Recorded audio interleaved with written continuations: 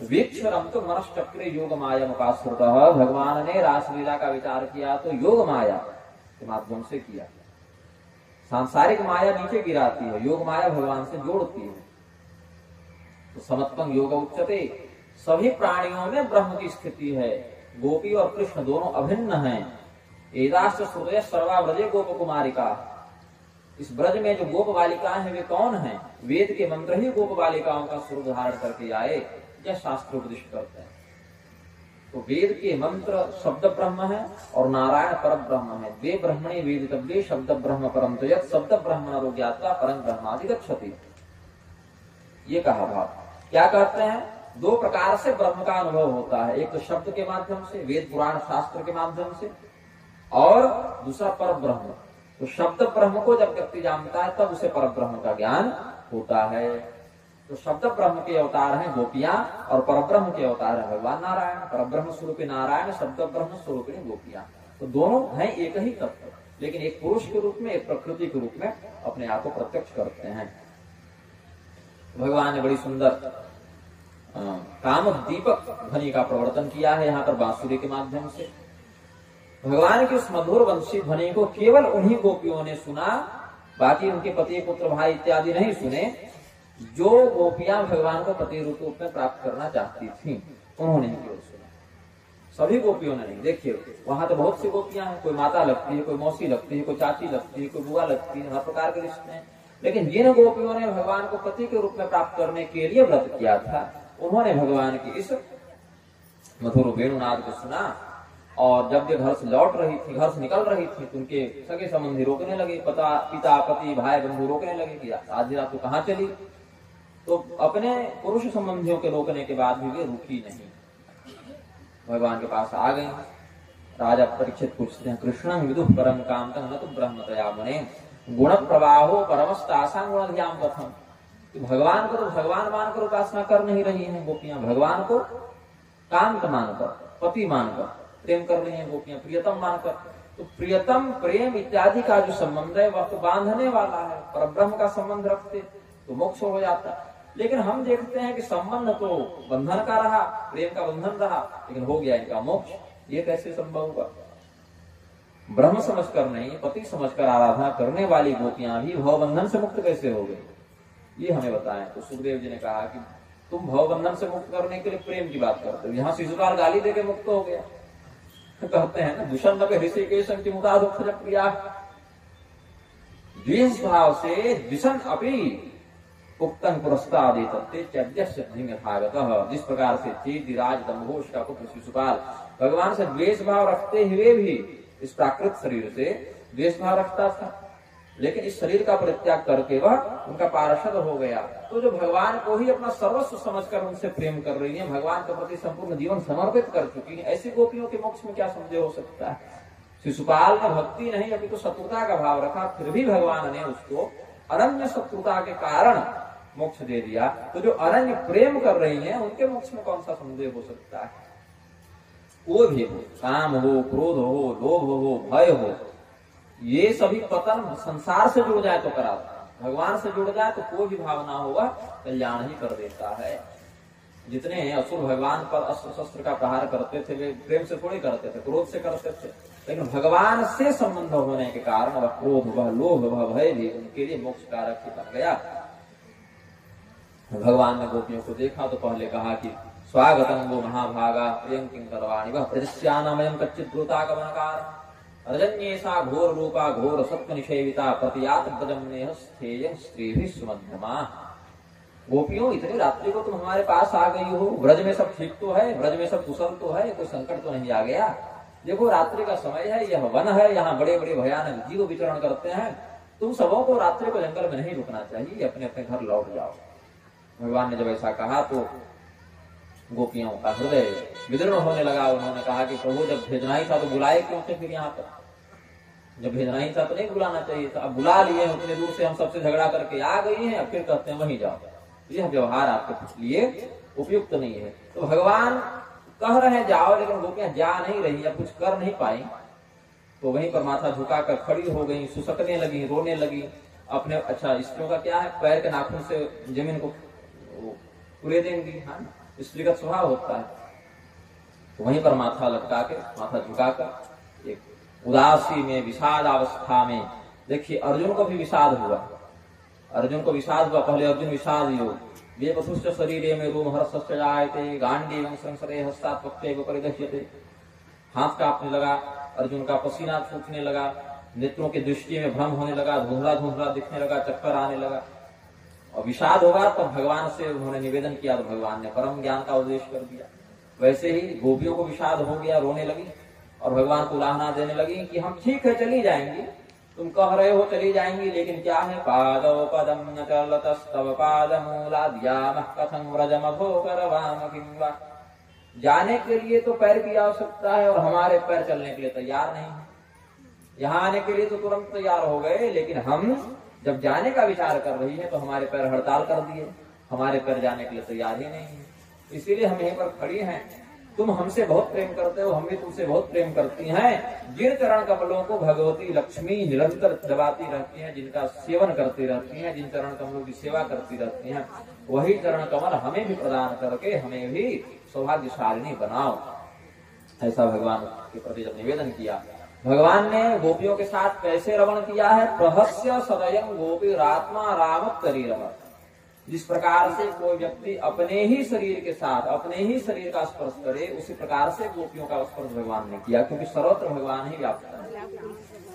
तो जिस प्रकार का संबंध हमने बताया था, दूध और उसकी सफेदी का जो संबंध है, दूध से उसकी सफेदी शुभ्रता अलग नहीं है, कस्तूरी से उसका सुगंध भिन्न नहीं है, सूर्य से उसका प्रकाश भिन्न नहीं है, बर्फ से उसकी शीतलता भिन्न नहीं है, अग्नि से उसकी दाहिका शक्ति भिन्न नहीं है।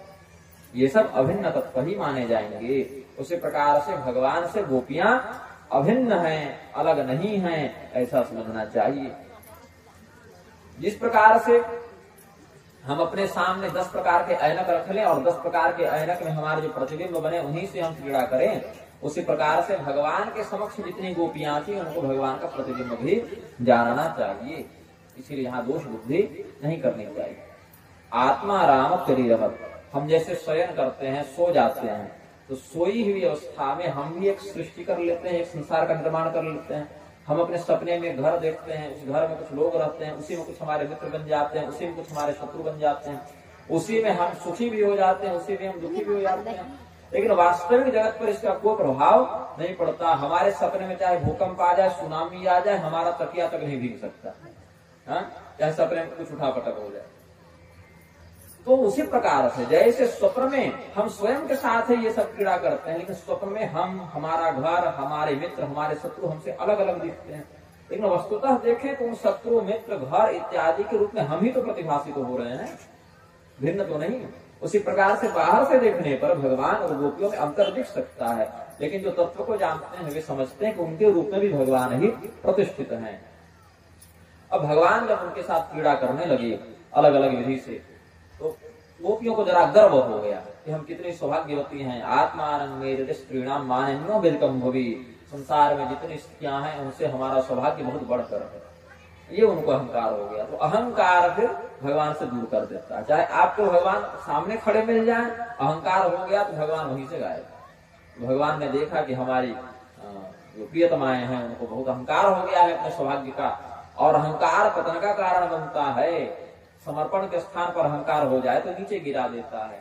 भगवान वहीं पर प्रशमाय प्रसादाय तत्रैवांतरधीयत, उनके अहंकार को दूर करने के लिए और उनके सत्य की वृद्धि करके प्रसन्न करने के निमित्त भगवान वहीं पर अंतर्धान हो गए।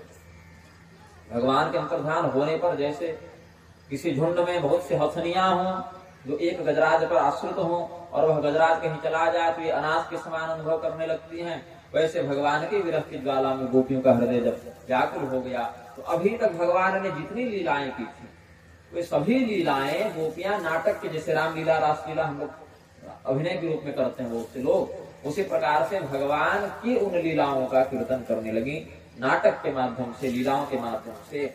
गत्यानुराग स्मित विभ्रमेक्षित मनोरमालाप विहार विभ्रमय आक्षिप्त चित्ता प्रमदारमापते स्ताता विचेष्टा जगृहुष्कदात्मिका। भगवान ने जैसे जैसे लीलाएं की थी, जैसे पूतना के संहार की लीला की थी तो एक गोपी पूतना बन गई, कृष्ण बन गए। भगवान ने गोवर्धन धारण की लीला की थी तो बड़ी सी ओढ़नी को ऊपर करके हाथ उठाकर कहा कि सभी गोप मेरे हम गोवर्धन के नीचे आ जाए। अघासुर का भगवान ने वध किया, भगवान ने बकासुर का उद्धार किया, धेनुकासुर का, तो जितने भी राक्षसों का भगवान ने वध किया, जितने भी लीलाएं भगवान ने की, यमलार्जुन इत्यादि का उद्धार किया, उनको लीला के माध्यम से, अभिनय के माध्यम से गोपियां अपनाने लगी। अब लीला करते करते थक गई तो बोले कहाँ पर खोजे इनको। वृंदावन में जितने भी लता पत्र आदि थे उनसे भगवान का पता पूछने लगी। एवं कृष्णं पृच्छमाना वृंदावन लतास्तरुण विचक्षत वनोद्देश्य पदानि परमात्मा। भगवान के चरण चिन्ह एक स्थान पर उन्हें दिखाई पड़े तो आगे बढ़ने लगे। बोले आगे नहीं बढ़ रहे हैं ये चरण चिन्ह, अकेले नहीं गए हैं, इनके साथ कोई और भी है। भगवती राधिका जी का संकेत यहाँ पर सुखदेव जी ने किया। राधिका भगवती का बहुत खुलकर नाम सुखदेव जी ने नहीं लिया है, क्योंकि आचार्यों ने कहा इसका रहस्य ग्रंथों में, श्री राधा नाम मात्रेण मूर्छा साड़माशिकी भवे अतनुच्चारत स्पष्टं परीक्षित मुनि। भगवती राधिका जी ने सुखदेव जी को कृष्ण मंत्र प्रदान किया था, राधा मंत्र प्रदान किया था, भगवान की प्रपत्ति का उपदेश किया था। इसीलिए राधा भगवती से और नंद नंदन रूप श्री सुख भगवान से सुखदेव जी के अंदर भगवान कृष्ण का भी एक अंश विद्यमान था। तो प्रेमातिरेक से, स्नेहातिरेक से अप्रवृत्त चित्त हो जाने के कारण परम वीतराग सुखदेव जी जो परमहंस हैं, वे भी राधा ऐसे एक बार कहते थे और 6 महीने के लिए समाधि में चले जाते थे। इतना स्नेह, इतना प्रेम, इतना भाव, इतनी भक्ति उनके हृदय में जग जाती थी। और अगर सुखदेव जी ही एक बार राधा बोल गए और 6 महीने के लिए सो गए तो परीक्षित तो 7वें दिन निपट जाएंगे, तो इनका उद्धार कैसे होगा। तो अगर सुखदेव जी यहाँ राधा भगवती का स्पष्ट राधिका राधा ऐसे नाम ले लेते, ये 2 अक्षर ले लेते, तो वहीं पर 6 महीना के लिए फिर समाधि लग जाती और परीक्षित जी का फिर हित नहीं हो पाता। इसे परीक्षित हृतकृन मुनि, परीक्षित के हित का विचार करते हुए अतनुच्चार स्पष्टं, स्पष्ट रूप से उच्चारण राधा इस शब्द का नहीं किया। कोई गोपी इस प्रकार से, कोई गोपी, कोई गोपनायिका ऐसे करते हुए संकेत कर दिया। और इसमें भी क्या समस्या है, तो क्या माने कि राधा जी है ही नहीं भागवत में? बोला नहीं, ऐसा नहीं। यथा प्रियंग पत्रेषु गूढ़ मारुण्य मिष्यति तथा भागवते शास्त्रे श्री राधा तत्सदृशम, ये कहा समाधान में। मेहंदी का जो पत्ता है बाहर से देखने से हरा लगता है, मेहंदी को पीसो तो फिर भी हरा ही लगता है, लेकिन जब उसका प्रयोग करोगे तो कुछ काल में उसकी लालिमा स्पष्ट होगी। बाहर से देखकर लालिमा नहीं दिखती, हरा ही दिखेगा, प्रयोग करने पर उसकी लालिमा प्रस्फुटित होती है। ऐसे बाहर से देखोगे तो भागवत में राधिका जी का नाम नहीं है, लेकिन जैसे उस हरे पत्ते के अंदर लालिमा छिपी होती है जो निरंतर प्रयोग करने पर प्रस्फुटित होती है, वैसे ही निरंतर भागवत शास्त्र का अध्ययन करने पर, आचार्य संगति करने पर, इसके रहस्य को जानने पर वह राधा तत्व भी प्रकट हो जाता है। तो यद्यपि परीक्षित के हित का विचार करते हुए सुखदेव जी ने राधा शब्द का स्पष्ट संदर्भ उल्लिखित नहीं किया, लेकिन जो भागवत शास्त्र के रहस्य को जानते हैं वे उस लालिमा को, राधिका युक्त लालिमा को, लालित्य को प्राप्त कर लेते हैं। यह रहस्य समझना चाहिए। अब आगे उन्हें भगवती राधिका का दर्शन हुआ। बोले ये तो अकेली बैठी है, भगवान के साथ 2 चरण चिन्ह थे, ये अकेली बैठी हुई है, ये भी रो रही है राधिका। बोले तुम्हारे साथ क्या हो गया बहन? उन्होंने कहा कि देखो, जब तुम्हारा परित्याग करके या तुम्हें अकेला छोड़कर भगवान हमारे साथ आ गए इधर, तो हमें और भी अधिक अहंकार हो गया कि सबसे अधिक प्रेम भगवान हम ही से करते हैं। तो प्रेमातिरेक में हमसे एक अपराध हो गया। हमने मजाक में कहा कि प्रभु बहुत थक गए हैं, चलते चलते चल नहीं पाएंगे, अब हमें अपने कंधे पर उठा कर ले चले। भगवान ने कहा अच्छा ठीक है, चढ़ जाओ कंधे पर। तो हमने कंधे पर चढ़ने के लिए जैसे प्रयास किया, पैर उठाया, वैसे भगवान अंतर्ध्यान हो गए, धड़ाम से गिर गई नीचे।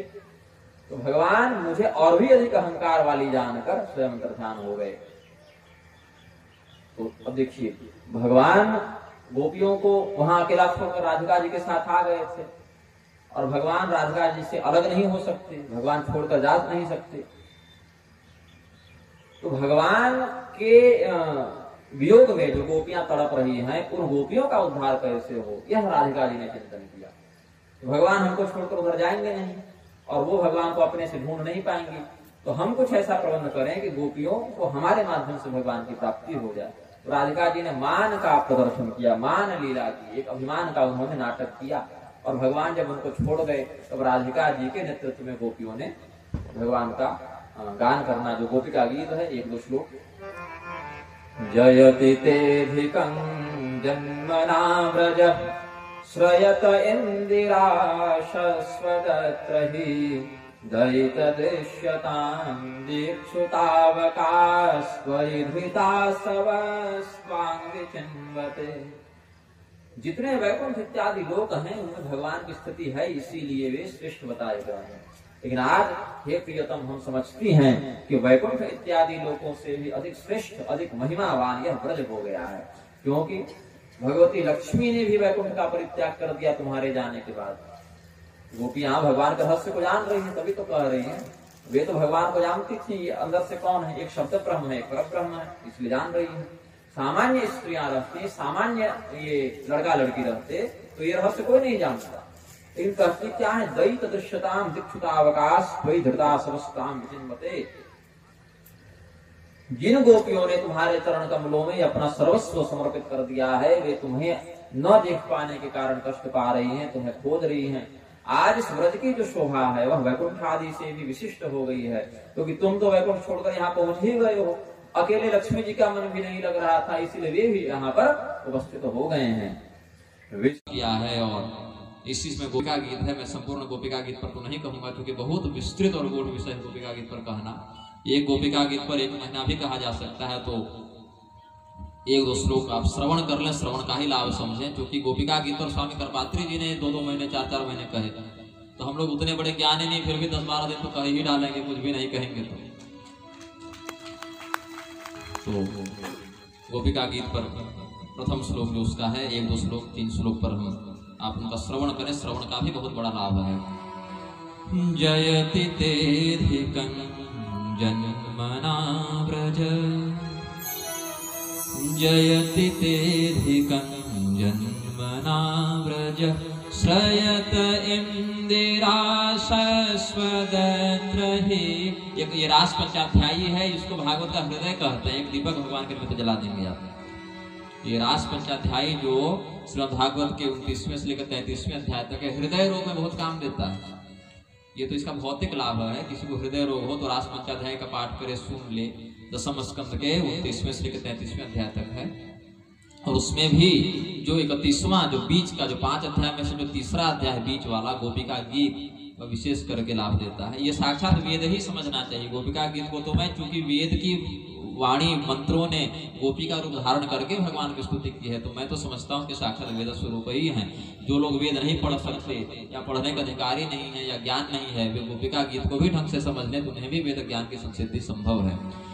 जयति तेधिकं जन्मना व्रज श्रयत इंदिरा शश्वदत्रहि। 10 मात्रा बजेगा क्या? झप ताल पर है, पता नहीं, देख लीजिएगा। जयति तेधिकं जन्मना व्रज श्रयत इंदिरा शश्वदत्रहि दयित दृश्यतां दीक्षुतावकास्त्वयि धृता सवास्त्वां विचिन्वते शरदुदासये बाहुजात सत् सरसिजोदर श्रीमुषादृशा सुरतनाथ ते शुल्कदासिका वरदनिघ्नतो नेह किं वदन् विसजलाप्ययाद्यालराक्षसाद्वर्षमारुताद्वैद्युतानलाद्विषमयात्मजाद्विश्वतो भया वृषभते वयं रक्षितामो न खलु गोपिकानन्दनो भवा नखिलदेहिनामन्तरात्मदिग्विखन सार्थिको विश्वगुप्तये सख उदेवान् सात्वताङ्कुले विखन सार्थितो विश्वगुप्तये सख उदेवान् सात्वताङ्कुले। ये 16 मात्रा में बजाती है क्या? बढ़िया बजाए, बैठ जाइए। प्रेम से बोले आनंद भगवान की।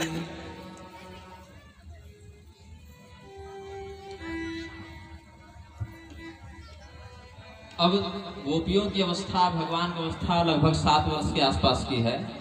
उतना ही है, कितना रास के समय ज्यादा थे।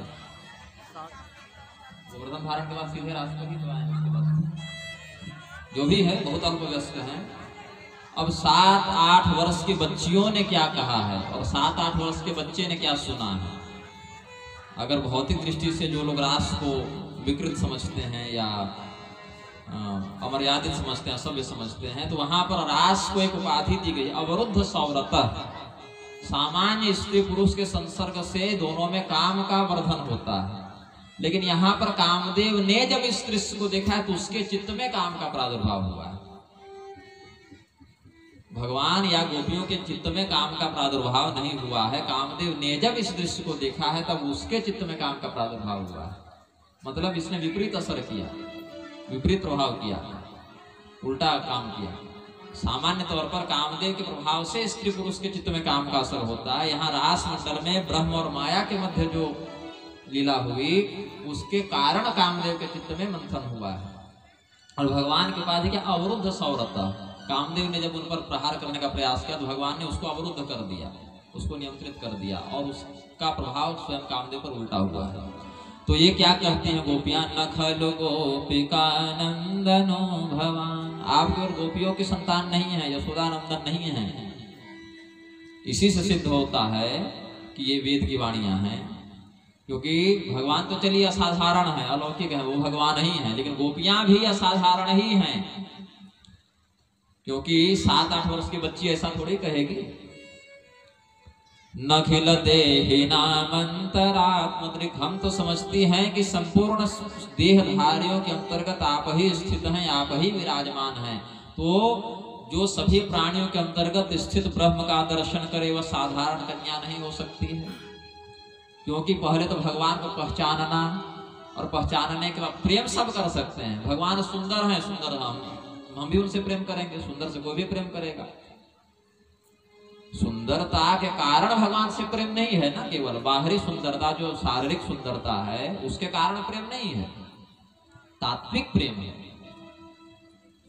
अखिल देहिनाम अंतरात्मदृक्, देह के अंदर की बात है, देह की बात नहीं है। देह के अंदर जो आत्मा है उसकी बात है।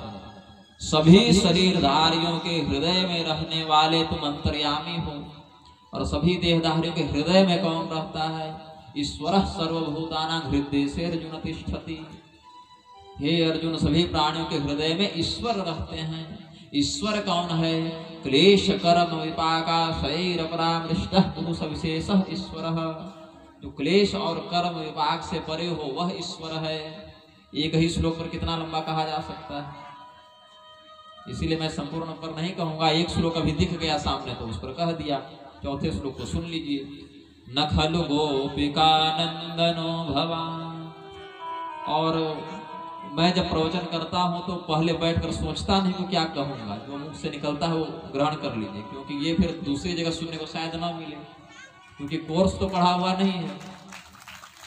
रटा हुआ विषय रहे तो एक ही बात को एक ही शैली में 10 जगह बोलेंगे, लेकिन मैंने जो कहा उन्होंने 150 मंचों पर प्रवचन किया है, तो मुझे खुद याद नहीं कि क्या किया है, क्योंकि सोच कर या विचार कर नहीं कहा, याद करके रट कर नहीं कहा। जो भाव आया सो कह दिया। अच्युत का भाव यज्ञ पत्नी प्रसंग में आया सो कह दिया। अब यहाँ कुछ भाव बन रहा है उसका श्रवण करें। इससे हम लोगों के ज्ञान की भी वृद्धि होती है, नित्य नवीन भाव की संरचना होती है। अब आपको एक भाव सुनकर आनंद आता है, हम लोग में 150 भाव आएंगे तो हम लोग कितने मजे में रहते होंगे। ये कृपा है भगवान की। अखिल देहिनाम अंतरात्मदृक्, सिर्फ इसी शब्द पर मैं आऊंगा, इसी पंक्ति पर आऊंगा। सभी देहधारियों के अंतरात्मा में आप स्थित हैं। देह के कितने प्रकार हैं? 4 प्रकार हैं। उत्पत्ति भेद से देह के 4 प्रकार हैं, और स्थिति भेद से देह के 3 प्रकार हैं, और संहार भेद से देह के 2 प्रकार हैं। सिर्फ मैं अखिल देहिनाम अंतरात्मदृक् पर बोल रहा हूँ। अब इस बात को शर्मा जी 10 दिन तक खींचेंगे, हमको मन सुधारने बात कहेंगे कि आपके 5 मिनट को मैं 10 दिन खींचूंगा। आप भी सुन लीजिए। सभी देहधारियों के अंतरात्मा में, हृदय में आप स्थित हैं। गोपियों की केवल इस पंक्ति को तत्वदृष्टा कैसे देखिएगा, आपकी दृष्टि और मेरी दृष्टि में क्या अंतर है। आप लोग जब ग्रंथ पढ़ेंगे तो केवल पढ़ेंगे, और हम लोग गुरु कृपा से जब पढ़ेंगे तो उस पर एक एक लाइन पर एक एक दिन, दो दो दिन, चार चार दिन चिंतन करेंगे, क्योंकि वेदव्यास जी ने लिखा है, गोपियों ने कहा है, तो उसके एक एक अक्षर में कुछ ऐसी बात छिपी हो सकती है जिसको देखने के लिए परिश्रम करना पड़ेगा। यदि बिना परिश्रम के मिल जाए तो फिर वह ज्ञान प्रभावी नहीं होता। ठीक है, यदि बिना परिश्रम मिल जाए। प्रशांत मिश्र जी एक मेरे बहुत ही सुहृद हैं, पूरी शंकराचार्य जी के अभिन्न शिष्य हैं। उन्होंने कहा कि आप पेड़ के नीचे बैठ कर कहिएगा कोई नहीं सुनेगा, लेकिन खर्चा कीजिएगा तो सब सुनेंगे। वही बात है, बिना परिश्रम के कुछ प्राप्त हो तो लोग नहीं समझते हैं। पेड़ के नीचे तो ऋषि महर्षि भी कहे कौन सुनने गया, तो प्रबंध बनाना पड़ता है। सांसारिक प्रबंध ना करो तो सुने कौन हम लोगों की।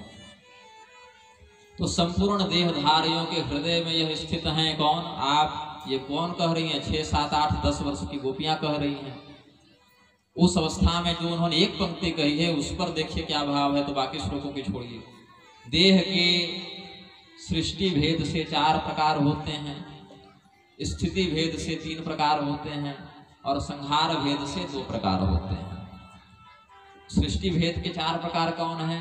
पिंडज, जैसे हम लोग जो शरीर के साथ है उत्पन्न हुए स्तनधारी जीव, मनुष्य, गाय, हाथी इत्यादि पिंडज हुए। उत्पत्ति भेद से जो 4 प्रकार हैं उसमें पहला प्रकार है पिंडज, दूसरा प्रकार है अंडज, जो अंडे से उत्पन्न हुए। मछली, अच्छा मछली में भी व्हेल मछली थी, मिंगल मछली पिंडज है, वो अंडा नहीं देते, वो सीधे बच्चे ही देते, स्तनधारी जीव है। तो अंडज में कौन है? जो अंडे से उत्पन्न हुए, मुर्गी, बत्तख, कछुआ, ये सब जो है सो, छिपकली, सांप, ये सब अंडे से उत्पन्न हुए। तो 2 भेद हो गए। तीसरे हो गए स्वेदज, छोटे छोटे बैक्टीरिया, लीक, चीलहर, ये सब जो ढीला है क्या करते हैं, सब जो खटमल, ये सब जो हुए उत्पन्न, जू, स्वेदज। और उद्भिज, जो धरती को फोड़कर उत्पन्न हुए, जैसे कि वनस्पति इत्यादि, औषधि इत्यादि, अन्न जो खेती किसानी की है, वो जो धरती को फोड़कर जो उत्पन्न हुए वो। तो सृष्टि भेद से देख के हमने कितने प्रकार बताए? 4 प्रकार बताए। पिंडज, अंडज, स्वेदज और उद्भिज, जो शरीर के साथ ही उत्पन्न हो, अंडे से उत्पन्न हो, पसीने गंदगी से उत्पन्न हो, और धरती को फोड़कर उत्पन्न हो। ये 4 भेद हो गए। इसके बाद क्या है? स्थिति भेद से 3 प्रकार होते हैं, भौतिक शरीर, सूक्ष्म शरीर और कारण शरीर। भौतिक शरीर जो हम सबों को प्राप्त है, सूक्ष्म शरीर वह जो इसके अंदर स्थित है और जिसका आश्रय लेकर स्वर्ग या नरक इत्यादि के सुख और दुख का उपभोग किया जाता है, वह सूक्ष्म शरीर है। और स्वर्ग इत्यादि, नरक इत्यादि लोकों से परे जो योगियों का दिव्य शरीर होता है, जो ब्रह्मलोक इत्यादि में आवागमन करने में सक्षम है, वह कारण शरीर है। भौतिक शरीर को चलाने के लिए 2 ऊर्जा कोश हैं शरीर में, जो दिखते नहीं हैं, केवल ऊर्जा का कोश है, ट्रांसफार्मर होता है, शरीर में भी लगे हुए हैं। इस शरीर को 2 कोश चलाते हैं, प्राणमय कोश और अन्नमय कोश। मतलब इस शरीर को चलाने के लिए आपको अन्न की आवश्यकता है और श्वास की आवश्यकता है। सूक्ष्म शरीर को अन्न और वायु की आवश्यकता नहीं है, वो मनोमय कोश और विज्ञानमय कोश से संचालित होता है। वहां विज्ञान शब्द आया, वो विज्ञान से चलता है और मन की शक्ति से चलता है। उसके लिए अन्न और वायु की आवश्यकता नहीं है, श्वास लेने की आवश्यकता नहीं है, भोजन करने की आवश्यकता नहीं है। और कारण शरीर के लिए विज्ञान से भी परे जो आनंद है, आनंदाध्येव खल्विमानि भूतानि जायन्ते, आनंद से ही संपूर्ण संसार की रचना होती है। आनंदेन जातानि जीवन्ति, आनंद से ही समूह की स्थिति रहती है। प्रत्युषंति च, आनंद से ही समूह का संहार भी हो जाता है। तो आनंदमय कोश जो है, जिसका अनुभव इस भौतिक शरीर से या सूक्ष्म शरीर से संभव नहीं है, वह कारण शरीर को संचालित करता है। तो स्थिति भेद से हमने देह के 3 प्रकार बताए, भौतिक शरीर, सूक्ष्म शरीर और कारण शरीर। और संहार भेद से देह के 2 प्रकार हैं, मरण धर्मा और अविनाशी। मतलब ये मर सकता है और ये नहीं मर सकता है। तो मरण धर्मा शरीर में ब्रह्मा जी तक का शरीर आ जाता है, जो किसी न किसी नष्टे लोके विपरार्धावसाने महाभूते स्वादिभूतंगतेषु व्यक्ते व्यक्तं काल वेगे न याते भवाने कः शिष्यते शेषु संज्ञः। भगवती देव की स्तुति करती हैं कि द्विपरार्धावसाने नष्टे लोके, जब द्विपरार्ध का 72,000 कल्पों का ब्रह्म परिमाण से ब्रह्मा जी के 100 वर्ष व्यतीत होंगे, तब जब ब्रह्मा जी का भी देहावसान हो जाएगा, मतलब ब्रह्मा जी भी मरते हैं, चाहे 72,000 कल्पों के बाद ही मरे, किंतु ब्रह्मदेव का भी मरण होता है। तो संहार भेद से देह के 2 प्रकार, मरण धर्मा और अविनाशी, मतलब जो मर सकता है और जो नहीं मर सकता है। तो जो नहीं मर सकता है उसमें केवल 5 ही शरीर आते हैं। भूमा पुरुष का शरीर, जो विष्णु धर्म के अंतर्गत भगवान विष्णु का तात्विक परम सगुण स्वरूप हुआ। सगुण स्वरूप मतलब जो जिसकी आकृति का वर्णन किया जा सकता है कि हाँ हाथ है, पैर है इत्यादि, यद्यपि वो भी निर्गुण ही है। यहाँ सगुण का अर्थ केवल इतना है कि हम उनका वर्णन कुछ मात्रा में कर सकते हैं और समझ सकते हैं। सदाशिव, भगवती पराम्बा, भगवान हिरण्यगर्भ जो सूर्य के तात्विक हुए, और ब्रह्मस्पति गणेश, इनका शरीर नष्ट नहीं होता क्योंकि यही परब्रह्म है। एकैव शक्ति परमेश्वरस्य भिन्ना चतुर्धा व्यवहार काले, भृंगृटी संहिता ने कहा एक ही शक्ति परब्रह्म की, जो कि अलग अलग काल में अलग अलग स्वरूप के साथ अवतरित होती है। सृष्टि के लिए हिरण्यगर्भ, स्थिति के लिए भूमा पुरुष, संहार के लिए सदाशिव, निग्रह के लिए पराम्बा और अनुग्रह के लिए ब्रह्मस्पति गणेश का स्वरूप धारण करते हैं। तो संहार भेद से देह के 2 प्रकार, मरण धर्मा और अविनाशी। स्थिति भेद से देह के 3 प्रकार, भौतिक शरीर, सूक्ष्म शरीर और कारण शरीर। और सृष्टि भेद से देह के 4 प्रकार, पिंडज, अंडज, स्वेदज और उद्भिज। तो गोपियों ने क्या कहा, अखिल देहिना, मतलब ये जितने प्रकार के हमने देह के भेद बताए, 4, 3 और 2, मतलब 9 प्रकार के जो देह बता दिए, इन 9 प्रकार के देहों में जो तत्व के रूप में स्थित हैं, अंतरात्म दृक्। अब हृदय में कौन स्थित है, तो जैसा मैंने कहा, ईश्वर सर्वभूतानां हृदय अर्जुन तिष्ठति, सभी प्राणियों के हृदय में ईश्वर का वास है। ईश्वर किसे कहते हैं, क्लेश कर्म विपाका शैर परामृष्टः पुरुष विशेषः ईश्वरः। जो क्लेश एवं कर्म विपाक से परे हो वह ईश्वर है। इस शब्द की मैं विशद व्याख्या पूर्व में कर चुका हूँ, इसलिए संकेत केवल कर दूंगा ताकि स्मरण आ जाए। क्लेश के 5 प्रकार, अविद्या, अस्मिता, राग, द्वेषाभिनिवेशाः क्लेशाः। अविद्या, अस्मिता, राग, द्वेष और अभिनिवेश को क्लेश कहते हैं। इसमें अविद्या क्या है, मैं ब्रह्म नहीं मैं शरीर हूँ, इस बात का भ्रम हो जाना ही अविद्या है। यह मैं करता हूँ, यह मेरे द्वारा किया जाता है, मैं इसके फल का उपभोग करता हूँ, इस बात का भ्रम हो जाना ही अस्मिता है। इस कर्म से मुझे सुख होता है, यह मुझे सुख पहुंचाएगा, इसके प्रति मुझे प्रेम करना चाहिए, इसका भ्रम हो जाना ही राग है। सुखानुसई राग, दुखानुसई द्वेषः, इस तत्व से मुझे घृणा करनी चाहिए, इस तत्व से मुझे कष्ट होता है, इस तत्व से मेरी शत्रुता है, ऐसा भ्रम हो जाना ही द्वेष है। और स्वरसवाह विदुषो विदुषो तथा विरूढ़ो अभिनिवेशः, अभिनिवेश नाम का जो 5वां क्लेश है वह मृत्यु का भय है कि मैं मर जाऊंगा तो ये परिजनों का क्या होगा, मुझे दर्द होगा, मुझे समस्या होगी, अभिनिवेश नाम का क्लेश है। तो अविद्या, अस्मिता, राग, द्वेषाभिनिवेशा क्लेशा, अविद्या, अस्मिता, राग, द्वेष और अभिनिवेश, इन 5 प्रकार के क्लेशों से जो परे है वह ईश्वर है। फिर कहा कि कर्म विपाकैर अपर और अमृष्ट है, पाप पुण्य मिश्रित और पाप पुण्य रहित, ये कर्म के 4 प्रकार हुए। फिर कर्म के 3 प्रकार और होते हैं, क्रियमाण, संचित और प्रारब्ध। जैसे देह के 4, 3 और 2 प्रकार हमने बताए, तो देह के द्वारा कर्म किया जाएगा वो भी 4, 3 और 2 प्रकार का होता है। पाप पुण्य रहित और पाप पुण्य मिश्रित, ये 4 कर्म हुए। 3 भेद में जाएंगे तो संचित, प्रारब्ध और क्रियमाण। जो हम कर रहे हैं वह क्रियमाण कर्म है, मैं कह रहा हूं आप सुन रहे हैं, समझ कुछ नहीं रहे हैं, ये क्रियमाण कर्म है। और जब यही कर्म प्रारब्ध जब जमा हो जाएगा तो संचित कहलाएगा, और जब उसी संचित कर्म का फल भोगने लगेंगे तो प्रारब्ध कहलाएगा। और दो भेद में निष्काम और सकाम कर्म आते हैं। एक कर्म जिसके फल की प्राप्ति की आप आशा करते हैं, एक कर्म जिसके प्राप्ति की आप आशा नहीं करते हैं। तो इस प्रकार से कर्म विपाक, कर्म के भी इन 9 प्रकारों से जो अपर है, भिन्न है और अमृष्ट है, मतलब उनके अधीन नहीं होता, उनके द्वारा प्रताड़ित नहीं होता, वह ईश्वर है।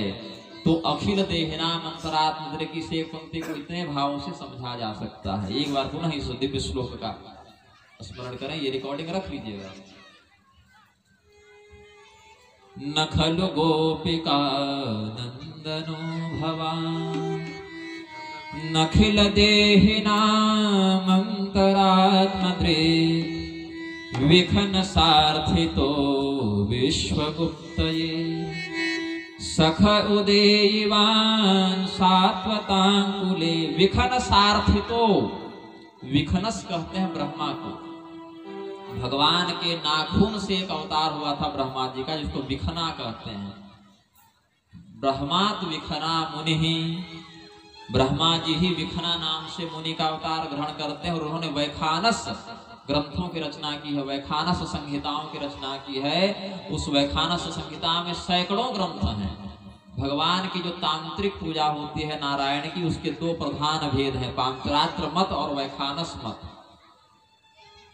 पांचरात्र मत और वैखानस मत। एक मत से श्रीरंगम में पूजा होती है, एक मत से तिरुपति में पूजा होती है। बालाजी जो है तो तिरुपति में जो पूजा होती है, जहां तक मुझे याद है, यदि मैं गलत नहीं हूं, तो वैखानस मत से तिरुपति में होती है और पांचरात्र मत से श्रीरंगम में होती है। तो वैखानस मत को मानने वाले रामानंद संप्रदाय में श्री रामानंदाचार्य जी हुए वैष्णव धर्म में, और रामानुजाचार्य जी पांचरात्र मत को मानने वाले हुए, और शंकराचार्य जी दोनों को नहीं मानते हैं, वो सिर्फ वैदिक मत पर चलते हैं। उनके तांत्रिक मत में बात कुछ और है। तो वैदिक, तांत्रिक और मिश्रित, ये 3 प्रकार के भगवान की पूजा होती है। कुछ केवल वैदिक, कुछ केवल तांत्रिक और कुछ केवल मिश्रित, दोनों मिलाकर। तो शंकराचार्य जी की पूजा वैदिक प्रधान होती है उनके मत में, रामानुजाचार्य जी के मत में और रामानंदाचार्य जी के मत में तांत्रिक पूजा का विशेष महत्व है, और मध्वाचार्य जी और निम्बारकाचार्य जी, वल्लभाचार्य जी इत्यादि के मत में मिश्रित विधान है। और मैं निग्रहाचार्य बैठा हूं, मेरी चाहे जैसे करवा दो, जो आपको उचित लगे, जिसके लिए आप अधिकृत हैं, जो समझ में आए। लेकिन तीव्रेण भक्ति योगेन यजेत पुरुषम परम, तीव्र भक्ति योग का आश्रय लेकर उस परम पुरुष की आराधना करनी चाहिए। तो इन्होंने विखनस शब्द का प्रयोग किया है, मतलब कि विखना मुनि के अवतार से ब्रह्मा जी का जो वैखानस अवतार हुआ, उससे अवगत थी गोपियां। इसका अर्थ केवल वेद की श्रुतियां नहीं, तांत्रिक मत भी घुसा हुआ है इसमें। केवल वेद की श्रुतियों की बात नहीं, तांत्रिक मत भी घुसा हुआ है। और विश्व गुप्त, आपके अवतार का उद्देश्य विश्व की रक्षा करना है। तो महारास पर अगर प्रवचन किया जाए तो कोई नृत्य या कोई अश्लील क्रिया नहीं थी, उसको समझना भी कठिन है और समझाना भी कठिन है। तो केवल एक श्लोक पर जब इतने भाव उत्पन्न हो सकते हैं, 1-2 पंक्ति पर, तो 5-5 अध्याय पर, सैकड़ों श्लोकों पर कितने भाव व्यक्त होंगे। इसीलिए कहा कि गुरु के मुख से श्रवण करे। अपने से कोई किताब खरीद कर पढ़ ले, सीरियल इत्यादि में रास का प्रसंग देख ले तो भ्रमित हो सकता है। एक एक अक्षर पर, एक एक शब्द पर चिंतन करे। चिंतन न समझ में आए तो गुरु से पूछ ले, और दोनों से समझ में न आए तो प्रतीक्षा करे अपने प्रौढ़ होने की, अपने समझ को विकसित करने की प्रतीक्षा करे। भगवान जब कृपा करते हैं तो स्वयं इन रहस्यों को हृदय में प्रकाशित कर देते हैं। वो पढ़ना नहीं पड़ता, वो स्वयं भगवान अंदर में, ज्ञान सबके अंदर है। लेकिन जैसे गर्भ ढका हुआ रहता है जेर से, दर्पण ढका हुआ रहता है, यथोल वेणामृतो गर्भस् तथा तेने दमावृतं, ज्ञान ढका हुआ रहता है। जैसे दर्पण, हम आपको ज्ञान दे नहीं रहे हैं, ज्ञान आपके पास है, उस ऐनक पर जमे धूल को केवल साफ कर रहे हैं। जो पहले से आपके पास है, बस उसके बाहर के धूल के, गंदगी के भी 3 प्रकार होते हैं, मल, विक्षेप और आवरण। बहुत प्रकार है, श्रोता वक्ता के भी कई प्रकार होते हैं, लेकिन यहाँ पर मल कहते हैं जो सामान्य गंदगी लग गई, लोटे में गंदगी लग गई, उसको आपने धो दिया, तो शिष्य स्वयं इसका समाधान करता है। यदि आपके मन में कोई जिज्ञासा हो गई और स्वयं आपने पढ़कर या सोचकर उसका उचित समाधान कर लिया, तो समझना चाहिए वह जो आपके अंदर अज्ञान था वह मल संज्ञक अज्ञान था। मतलब बर्तन में गंदगी लगी, धो दिया, वो साफ हो गई। यह शिष्य स्वयं करता है। इससे भी जो कठिन, जटिल, गूढ़ अज्ञान है उसको कहते हैं, उसको विक्षेप कहते हैं। मतलब मिलावट हो गई है। जैसे चावल से एक एक कंकड़ को चुनना पड़ता है, उसी प्रकार से गुरु के माध्यम से, उसके मार्गदर्शन से एक एक अज्ञान को चुन चुन कर निकालना पड़ता है, एक एक शंका का चुन चुन कर समाधान करना पड़ता है। तो यह विक्षेप नाम का दूसरा अज्ञान हुआ, भगवान की प्राप्ति में दूसरा बाधक हुआ। तो मल नामक अज्ञान का नाश शिष्य स्वयं करता है या कर सकता है। विक्षेप का नाश गुरु की कृपा से, गुरु के माध्यम से होता है। और आवरण का नाश दोनों के हाथ में नहीं, वह इष्ट के हाथ में होता है। आवरण जो है, आवृतं ज्ञानमेतेन, जो ज्ञान का जो के ऊपर जो अज्ञान का आवरण लगा हुआ है, वह केवल परमात्मा की अहेतुकी कृपा से ही दूर हो सकता है। तो यद्यपि जिस व्यक्ति पर गुरु की कृपा होती है उस पर परमात्मा भी कृपा कर देते हैं, किंतु कई बार शिष्य की योग्यता के अभाव में गुरु की कृपा का उतना लाभ उसे प्राप्त उस समय नहीं हो पाता, तो भगवान भी कृपा करने में कुछ विलंब करते हैं। तो शिष्य जब तक परिपक्व न हो जाए, योग्य न हो जाए, तब तक गुरु की कृपा भी पूरा असर नहीं करती है। जैसे आपके पास 1 करोड़ रुपये पड़े हों, लेकिन बच्चे की उम्र 5 वर्ष की हो, तो उन 1 करोड़ रुपयों का वो क्या करेगा? समर्थ है सब करने में, लेकिन क्या करेगा, क्योंकि उतनी समझ नहीं है। तो कई बार योग्य गुरु की प्राप्ति होने पर भी निजी अयोग्यता के कारण शिष्यगण उस योग्यता का अधिग्रहण करके आत्म कल्याण में समर्थ नहीं हो पाते हैं। तो शिष्य को अपने योग्य होने की प्रतीक्षा करनी चाहिए इस स्थिति में। तो अज्ञान के 3 स्तर, मल, विक्षेप और आवरण। मल का नाश शिष्य ने स्वयं किया, विक्षेप का नाश गुरु ने कर दिया, और दोनों का नाश हो गया और अच्छी योग्यता भी है तो आवरण का नाश परमात्मा कर देते हैं। उसके बाद यो मां पश्यति सर्वत्र सर्वं च मयि पश्यति तस्याहं न प्रणश्यामि स च मे न प्रणश्यति। वह भक्त परमात्मा को सब में देखने लगता है और परमात्मा में सबको देखने लगता है। सबके अंदर परमात्मा है व्यष्टि रूप से, इस दृष्टि का अवलोकन करके सबके अंदर परमात्मा है यह भी देखता है, और समष्टि रूप से सबके सारभूत परमात्मा है, मतलब सभी लोग परमात्मा में हैं ऐसा भी देखने लगता है। सब में परमात्मा है यह भी देखा और सब परमात्मा में है यह भी देखा। तो ऐसे ब्रह्मज्ञानी के लिए जिसके मल, विक्षेप और आवरण तीनों का नाश हो चुका है, ऐसे ब्रह्मज्ञानी के लिए भगवान कभी अंतर्हित नहीं होते, कभी अंतर्ध्यान नहीं होते, निरंतर वह भगवान के साथ जुड़ा हुआ रहता है। और ऐसे व्यक्ति का दर्शन करना भी मानो भगवान के दर्शन करने के ही समान है। तो गोपियों ने कहा कि ब्रह्मा जी की प्रार्थना पर सभी प्राणियों के देह में, हृदय में आप जो स्थित हैं, तो आप हमारे यदुवंश में अवतीर्ण हुए हैं, विश्व की रक्षा के लिए आपको हम प्रणाम करते हैं। न खलु गोपिका नंदनो भवा नखिल देहि नामंतरात्मदृक् विखन सार्थितो विश्वगुप्तये सखौदेवान् सात्वतांकुले सखौदेवान् सात्वतांकुले। प्रेम से बोलिए आनंद कंद भगवान।